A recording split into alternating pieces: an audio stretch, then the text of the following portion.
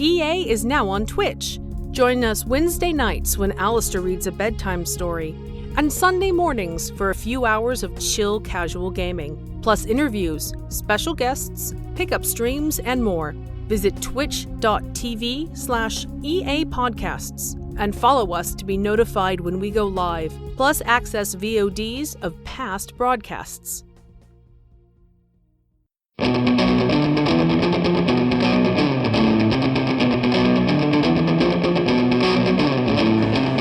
Escape Pod, Episode 962, To Catch a Flieff, by Julia Rios, Part 1 of 2.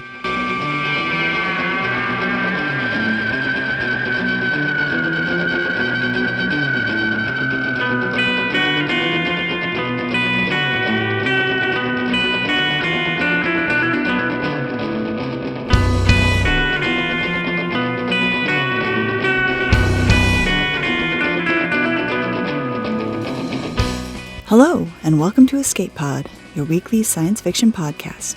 I'm Valerie Valdez, your host for this episode. Our story this week is To Catch a Flieff by Julia Rios. It originally appeared in Scenes from Elsewhere in 2022 and will be presented in 2 parts. Julia Rios is a queer Latinx writer, editor, podcaster, and narrator whose fiction, nonfiction, and poetry have appeared in Latin American Literature Today, Lightspeed, and Goblin Fruit, among other places. Their editing work has won multiple awards, including the Hugo Award. Julia is a co-host of This Is Why We're Like This, a podcast about the movies we watch in childhood that shape our lives, for better or for worse. They've narrated stories for Escape Pod, Podcastle, Pseudopod, and Cast of Wonders. Find out more at juliarios.com. Our narrators this week are Tatiana Gray and Abra Staffen-Reed. Tatiana Gray is a critically acclaimed actress of stage, screen, and the audio booth. She's been nominated for dozens of fancy awards, but hasn't won a single damn thing. She lives in Brooklyn, New York. See more about Tatiana at tatianagray.com. Abra Staffen-Reed loves optimistic science fiction, cheerful horror, and dark fantasy. Dozens of her short stories have appeared at publications including Tor.com, FNSF, Escape Pod, and Odyssey Magazine. She lives in Minneapolis, where she wrangles her children, pets, and the mad scientist she keeps in the attic. When not writing or wrangling, she collects folk tales and photographs, whatever stands still long enough to allow it. Her most recent book, The Unkindness of Ravens, is an epic fantasy coming-of-age novella about trickster gods and Faber's Ode. Now, get ready for an accidental stowaway that leads to much more, because it's story time.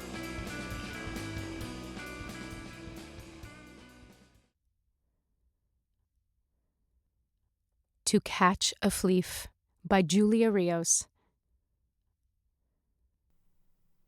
Alessia.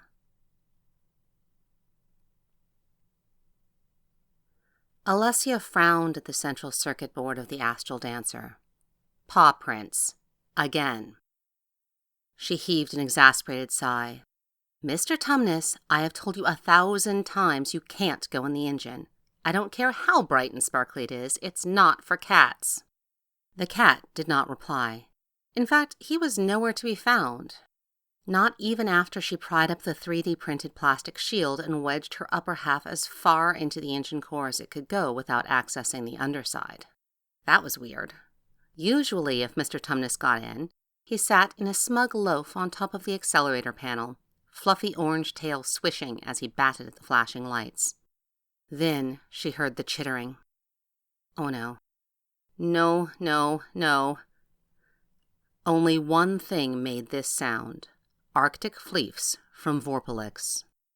They were the most adorable puffballs, always a winner for page-a-day calendars and cheer-up memes, and they wrought havoc on any habitat that wasn't their own.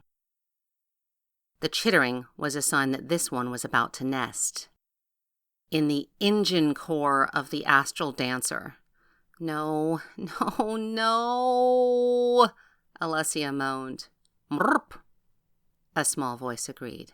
Great, now Mr. Tumnus entered the chat. Alessia carefully extracted her head and torso from the engine core and snapped the shield back into place, before acknowledging the wayward ship cat. "Where were you when this intruder got in, huh, buddy?" she asked. Mr. Tumnus rippled languorously and thrust his orange head into Alessia's outstretched hand for scritches. "Oh yes, so helpful," Alessia murmured. Mr. Tumnus began to purr. "Traitor," Alessia snorted. "We'll see who's purring when the White Witch in there tears up our engine to make an ice cave." The Astral Dancer was a cold-fire model, old-fashioned, but still sturdy enough if maintained carefully. One of the signatures of the cold-fire engine was a core crystal reactor that produced energy via cooling power rather than heat. In the higher-end models, that meant 1 or 2 very large crystals. In a lower-end model like Alessia's baby, it achieved the same effect by spinning a bunch of crystal pebbles. Pebbles which, if Alessia was right, the Arctic Flieff was about to scatter around and use as nesting material, which would, of course, completely ruin the ship's main drive function. Under normal circumstances, this would be bad. But now? At the very start of a series of small jump jobs tailor-made to get the captain home to Vorpa and their family just in time for Mizentide? This could ruin everything. Alessia had 3 choices. 1. She could tell the captain and face the consequences for letting this happen on her watch head on. 2. She could pretend it wasn't happening and hope she was wrong about it being an Arctic Flieff. 3. She could go in through the underside and fix it herself, hopefully before it destroyed everything or anyone noticed. So really, Alessia only had the one choice.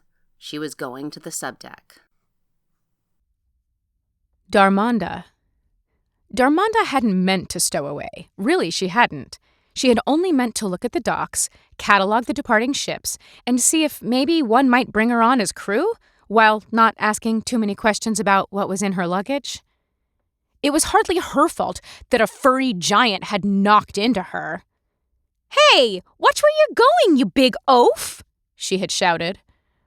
The giant had turned, as if to start something, but then shrugged and grunted when they saw Darmonda, like she wasn't really worth getting into a fight with or taking the time to apologize to. Darmonda might have taken more offense at that if Fiona's carrier hadn't come unlatched when it tumbled to the floor, releasing one panicked Arctic Flieff into the dockside fray. Of course she had to run after Fiona. What kind of monster would leave a defenseless puffball to fend for itself? And naturally, Fiona had run straight for the nearest small opening, which happened to be a ship hatch. So Darmonda had run after her, fully intending to scoop her up and exit the ship immediately. That's how it was supposed to go. But the more Darmonda gave chase, the harder Fiona ran away. Flieffs were not really known for their brightness, and it didn't seem to matter how much Darmonda shouted, "Stop, Fiona! Wait, I'm just trying to help you, I'm a friend!" Somehow, she'd found herself in a really dark part of the bottom of a really old ship, trying to coax the Flieff back into her carrier right at the moment when the ship's engine engaged. Darmonda had never actually been on a ship when its engine had engaged before, but there was no mistaking the feeling. A deep thrumming at first, and then gravelly vibrations that gave Darmonda new appreciation for the idea that things could be teeth-rattling. Then came the cold, huge waves of cold, wafting down the corridor from some part of the ship that was even deeper and darker than where she already stood. Fiona chittered excitedly and dashed towards the cold. It was probably already too late to turn back and get off the ship, Darmonda thought. And anyway, she couldn't leave Fiona after all this. She ventured deeper into the cold, her watch projecting its tiny beam of flashlight into the darkness. Alessia. Alessia flipped on the lights one by one as she made her way through the subdeck. The system down here was all on separate breakers, so that if one blew when an engineer was working, they wouldn't be plunged into total darkness. This was the kind of thoughtful touch that Alessia appreciated about the older ships. They were made with practical use in mind. Also, every time she flipped a lever, it made a really satisfying ka-chunk sound. Another thing that distinguished the Astral Dancer from the newer models was the color scheme. No sterile, white corridors here. Instead, the Astral Dancer's walls were painted in a dazzling ice blue. The steel flooring was covered in rubber, which did double duty as a method of sound dampening, no echoing boot clicks, and impact absorption, since the gravity was usually turned up in this area. Over the rubber, the previous crew had laid a bunch of carpet remnants in a truly eye-searing array of patterns. Bright yellow with purple rings, lime and orange plaid, black with laser light show lines. It was hideous, but also comforting. Kind of like an old sweater someone's eccentric grandma might wear. Alessia visually scanned each remnant as she went, just in case the Flieff was still in the outer area. She didn't see any sign of it, but then her eyes caught something else.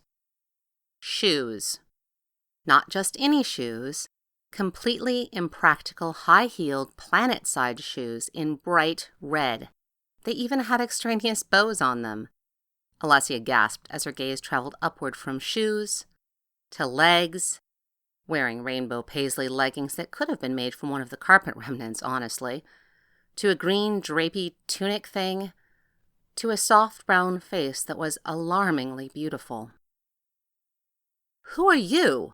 Alessia demanded at the same time that the other person said, "I can explain." Darmanda. Darmanda's heart hammered as the woman's gaze swept up from the floor to meet her own, with eyes as icy blue as the walls. Everything about the woman projected practicality, from her gray coverall to her sleek brown ponytail. "You can talk while we walk because I need to get to the engine core immediately," the woman said. Her voice was clipped with efficiency and frustration, and for a wild millisecond, Darmanda thought it was exactly the sort of voice she'd love to boss her around in bed. But the reflexive reaction quickly gave way to the less wild one. Oh no. "Please, don't shoot me," Darmanda squeaked. The woman snorted. "I'm an engineer, not a gunner." She didn't break stride or look at Darmanda as she spoke, instead continuing that brisk march towards the cold. "Right, of course," Darmanda said. I'm not here to cause any harm, I swear." The woman, the engineer, did stop for a second at that. She turned her head to face Darmanda and cocked it to one side. "Did you or did you not let an Arctic Flieff loose in my ship?" Darmanda's stomach clenched at the direct assault, but she didn't have time to dwell on that. The engineer had started walking again, and Darmanda had to rush to keep up. "I didn't mean to. Fiona can't help it. She's scared. She's a protected species, extremely vulnerable." Suddenly the whole story came pouring out.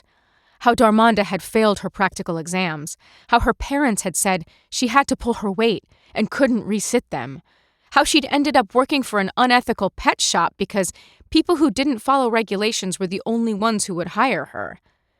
How she'd thought she could deal, really she had, until Fiona had arrived, obviously wild captured and mistreated, and how Darmanda just couldn't anymore. "I didn't expect Fiona to escape," she said finally. "I was going to try to book passage as a grunt or something." The engineer sighed, which was something Darmanda was extremely used to people doing when she explained herself. "What I really don't understand is what grunt work you were thinking you could get dressed like that." Darmanda looked down at her outfit, confused. "I don't know. Anything?" "You do know what grunts do." "Well, no," Darmanda admitted. "Just that it's supposed to be work anyone could do." "Yeah," the engineer said, laughing in a way that didn't sound at all amused. "Anyone who has proper work boots and a coverall and the ability to lift heavy loads or withstand extreme temperatures or get down and dirty with the cleaning protocols or—" "Okay," Darmanda said. "I understand. I'm apparently not good enough to be a grunt, just like literally everything else." The engineer paused. When she spoke again, her voice was softer than before.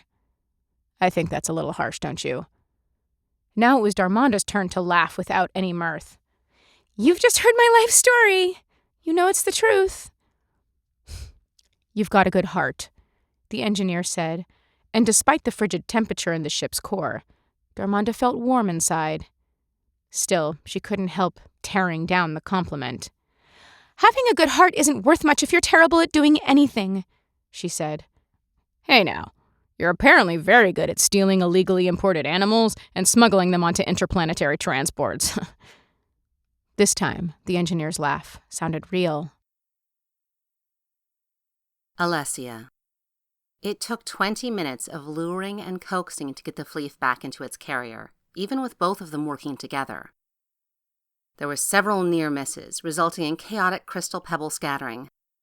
But in the end, they managed a complicated zigzag maneuver that confused the Flieff enough that its freeze instinct finally kicked in, allowing them to surround it and leave only one escape hole, the carrier. When the latch clicked into place, Alessia pumped her fist in the air. Yes, we did it! Go team! The stowaway put up her hand for a high five, and Alessia obliged. From inside the carrier, there came a nervous woof. So, how likely is this thing to escape again? Alessia asked. She should be secure as long as no one drops the carrier violently and activates the emergency release, said the stowaway. I think that's what happened before. Some rando bumped into me in port and I lost my grip on Fiona's box. Okay, good to know. Alessia ran a quick system check. It wasn't as bad as it could be. The drive was still functioning, if not at full power. This meant the ship was stuck in slow mode, no jumps or warps possible, but hopefully no one would notice.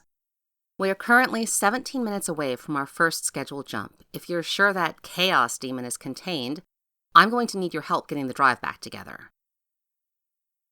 15 minutes of scrambling around the subdeck floor together was not how Alessia would have chosen to spend time with an attractive woman, but beggars couldn't be choosers.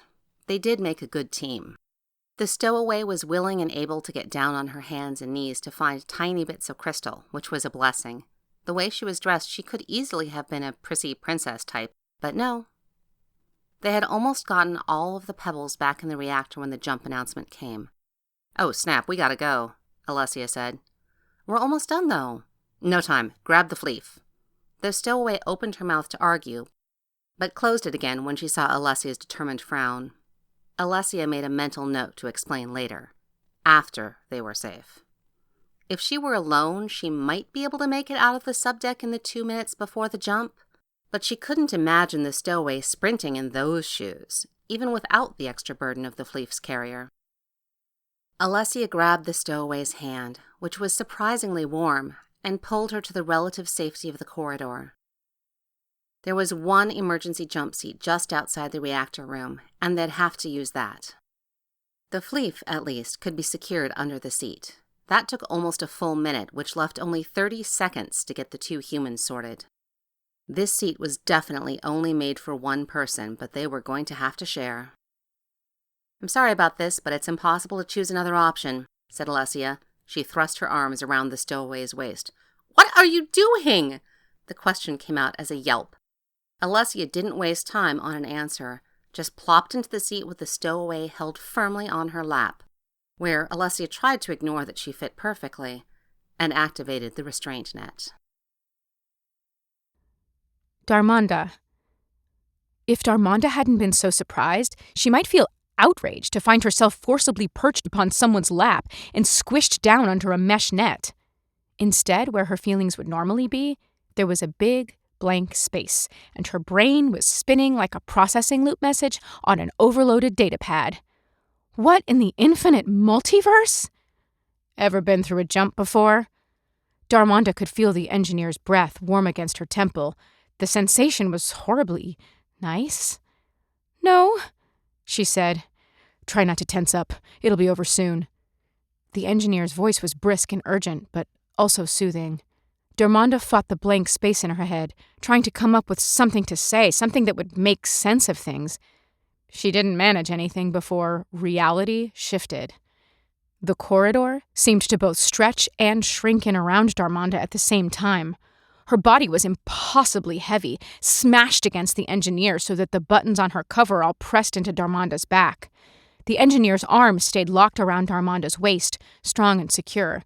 It was the most intimate contact she had had with anyone in years. It felt strangely right, even while everything else that was happening felt very, very wrong. Then, as suddenly as it started, The whole dizzying ordeal stopped. The mesh net released, and gravity returned to normal. Darmonda sprang up out of the seat, as alarmed to realize that she could, as she was embarrassed that she'd been pressed so close to the engineer. Ashamed that she'd liked it. "Whoa, take it easy," the engineer said, and that's when Darmonda collapsed. The engineer caught her because, of course, she did. She was strong and capable, clearly more so than Darmonda, who had begun shivering violently. Those strong hands were rubbing her arms now, warming her up with firm, soothing strokes. "Shh, you're going to be fine," the engineer said. "I'm going to sit you back in the chair, and you're just going to catch your breath for a minute while I finish up with the reactor, okay?" Darmonda had a wild impulse to beg the engineer not to leave, but instead she made herself croak out in agreement. She really only was gone for a moment. Or maybe it was that Darmonda had fallen asleep? It was so hard to keep her eyes open. Either way, before she had a chance to notice the absence, the engineer was back and nudging her shoulder under Darmonda's arm so she could prop her up. "I'd carry you, but I've got to get that Flieff with my other hand," the engineer said apologetically. Somehow, they made it back down the long corridor, the engineer delicately juggling Darmonda and Fiona. It did not escape Darmonda's notice that she was gentle with Fiona's case, so she could throw switches to shut off the lights as they went. The air grew gradually warmer as they sloped upwards, and when they emerged into the engine control center, everything was bright with simulated daylight and warm enough that she really shouldn't need to keep shivering. But she did anyway. A bright orange cat jumped down from the console when they walked in and immediately came over to investigate Fiona. "Oh, no, you don't," the engineer said, nudging the cat away with one booted foot. Then to Darmonda she said, "Look, I'm sorry, but we can't stay here. You need to rest properly, and the Flieff needs to be as far away from the engine as possible. Do you think you can keep walking a little longer?" Alessia was just thinking how miraculous it was that they had managed to get all the way to the sleeping deck without being seen, when her luck broke. They turned the last corner to her corridor only to come face to face with the worst gossip on board. Ken Val was blue-skinned, brawny, and prone to giggling. They worked in the galley, where they took great delight in learning and spreading juicy tidbits about everyone on board. This was a disaster. "Well, well, who have we here?" Ken Val asked.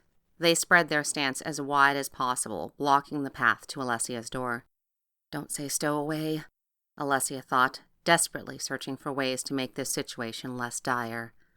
"Oh, this is my, girlfriend," said the stowaway. "Girlfriend," Alessia echoed. Ken Val's eye stalks raised dramatically, and their feelers unfurled from their neck, undulating and shifting color from restful blue to excitable green. "Girlfriend?" They drew the word out way longer than necessary, rolling the R with their forked tongue. "Tell Ken Val everything." Alessia hoped the mortification she felt inside wasn't showing on her face. Ken Val was probably reading her vitals, though. Darned Crivlanians and their sensitive feelers. She needed an explanation for her rapid heart rate. Think, Alessia.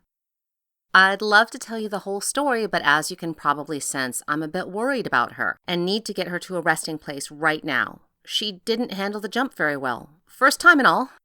The words came out in a rush, and Alessia knew she probably sounded suspicious, but maybe Ken Val would assume it was all part of her being worried. "I'm really fine," the stowaway said, and Alessia bit back a groan. "I'm Darmonda. So nice to meet you." "Ken Val, and may I say you are just charming." Alessia did groan then. She could not risk the stowaway, Darmonda apparently, saying anything else.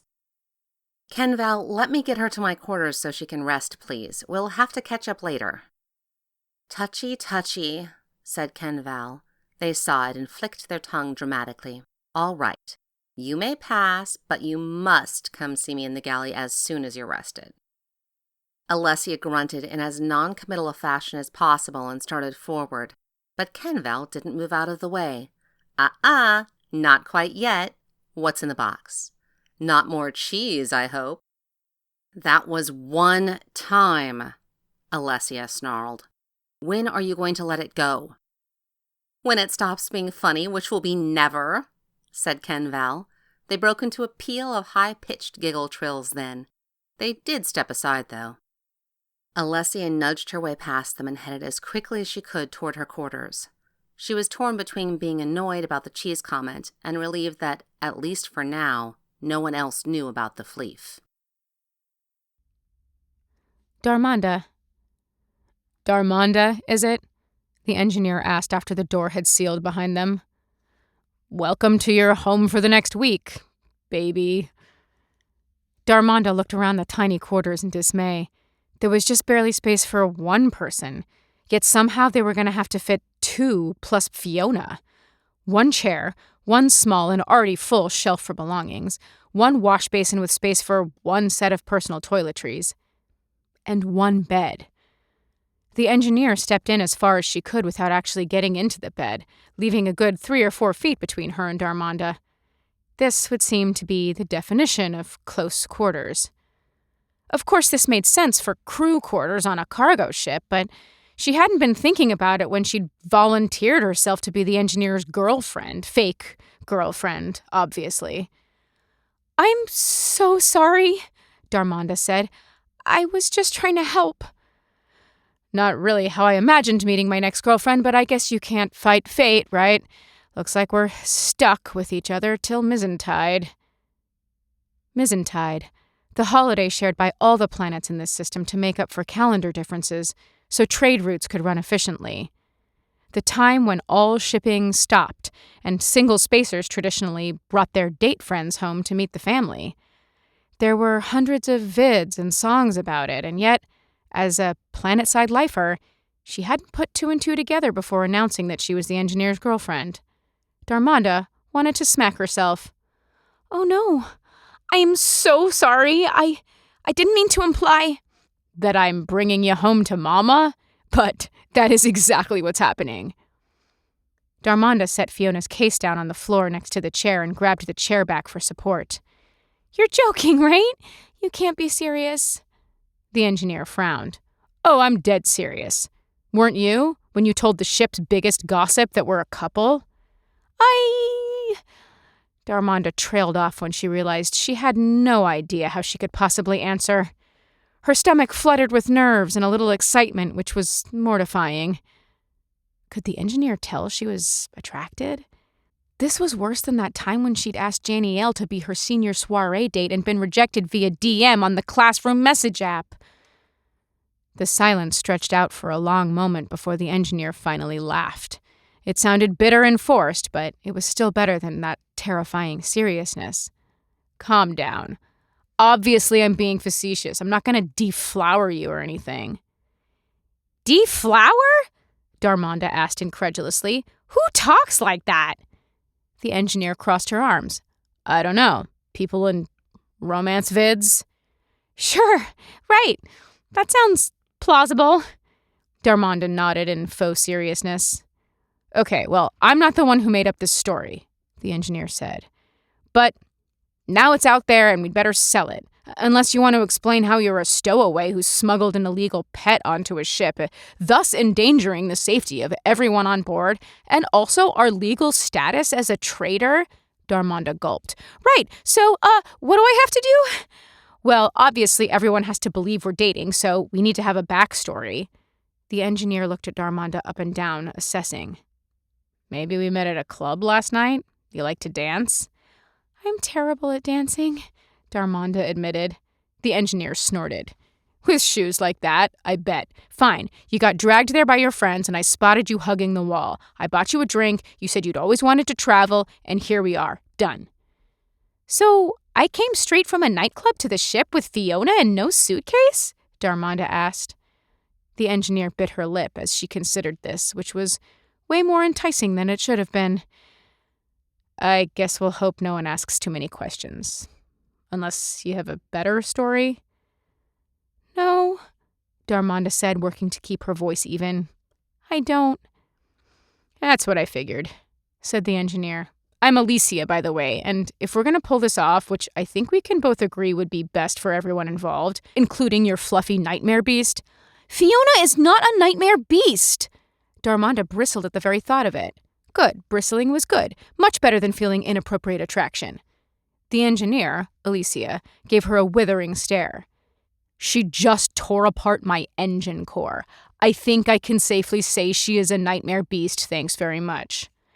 She can't help her instincts, and I am trying to take her away from abusive environments, not into new and differently abusive ones. She deserves respect. Arctic Flieffs are a protected species. A protected species of fluffy nightmare beast. Yes, we've been over this. Darmonda laughed despite herself. Okay, you win. I always do. Alicia smoothed her already perfectly smooth ponytail and pretended to buff her nails. Why did that Kenval guy ask if Fiona was cheese? Alicia glowered.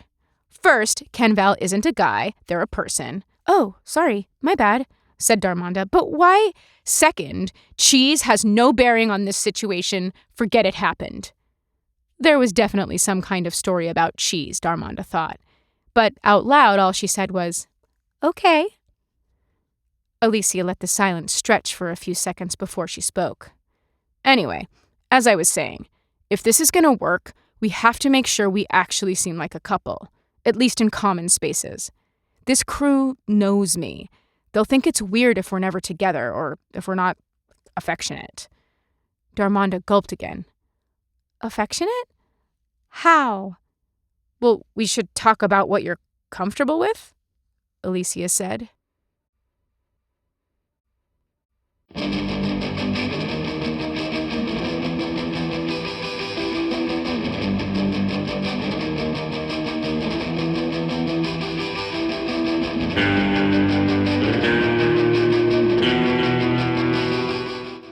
Once again, that was part 1 of To Catch a Flieff by Julia Rios. I love a good rom-com, and this one is just delightful. From the adorably awkward meet-cute in which tragedy is averted, to the fake dating trope combined with there's only one bed, this story is an example of just how fun and sweet a romance can be. The characters immediately have a rapport, a vibe that makes you want to smoosh their faces together like you did with your Barbies when you weren't having them fight like superheroes. Or was that just me? Next week, we'll find out precisely how our love interests face new challenges that could jeopardize their fragile alliance. Will they have a happily ever after? Or is their relationship about to get spaced? Escape Pod is part of the Escape Artists Foundation, a 501c3 nonprofit, and this episode is distributed under the Creative Commons Attribution Non-Commercial No Derivatives 4.0 International License. Don't change it. Don't sell it. Please do share it. If you'd like to support Escape Pod, please rate or review us on Spotify, Apple Podcasts, or your favorite app. We are 100% audience supported, and we count on your donations to keep the lights on and the servers humming. You can now donate via 4 different platforms. On Patreon and Ko-fi, search for Escape Artists. On Twitch and YouTube, we're at EA Podcasts. You can also use PayPal through our website, escapepod.org. Patreon subscribers have access to exclusive merchandise and can be automatically added to our Discord, where they can chat with other fans as well as our staff members. Our opening and closing music is by Daikaiju at daikaiju.org. And our closing quotation this week is from Nora Roberts, who said, "Life is like a mustache. It can be wonderful or terrible, but it always tickles." Thanks for joining us, and may your escape pod be fully stocked with stories